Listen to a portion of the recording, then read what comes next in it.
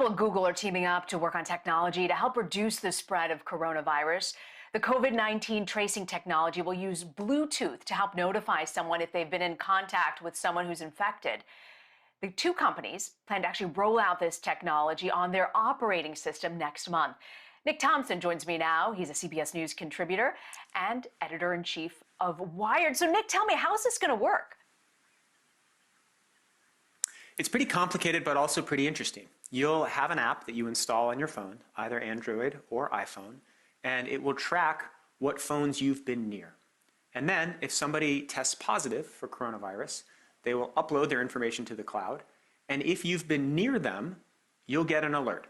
So if you've been within roughly 30 feet for 5 consecutive minutes, you'll get an alert saying someone you've been near has tested positive for COVID-19. You won't know who, you won't know where it was, but you can still then take action. Nick, so much about the transmission is also about these people who are asymptomatic. They just don't have the signs. Would this also track those people as well?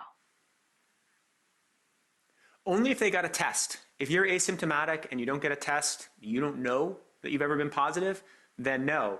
But if there ends up being a period where we have mandatory testing, or testing becomes so easy and we all just get tested every 2 weeks, then even somebody who's asymptomatic and tests positive could have that information uploaded, and then everybody they've been near would get an alert, and that would be a very helpful service. Testing. It always comes back to testing, as I keep hearing over and over again.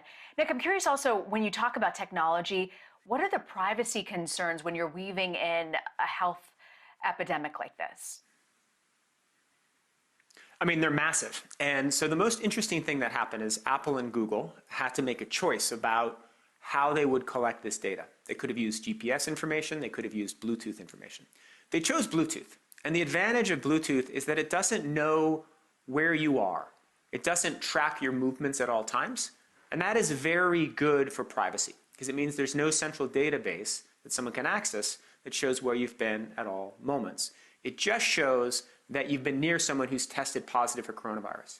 The second good thing is that for most people, those who haven't tested positive, the only data that exists is stored on their phone. It's not stored in the cloud. So that's another level of protection. So this is a system that was built to maximize privacy, but A, it's not collecting as much information as it could, and B, the privacy protections aren't perfect. There are still vulnerabilities and risks. Can you think, Nick, of an instance where technology has been used in this capacity for something like this?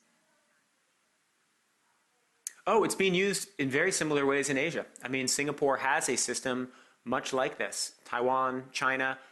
There are many other countries that have governments that are more willing to give direct orders to people who are more willing to use technology for this purpose, where this is in place. It just has to be put in place in a Western democracy where we don't like taking orders. We're really concerned about privacy. But these are unprecedented times, and people are willing to make trade-offs they would never have made before. That's such a great point. Willing to make trade-offs that they weren't willing to make before. Nick Thompson, thank you very much for joining us.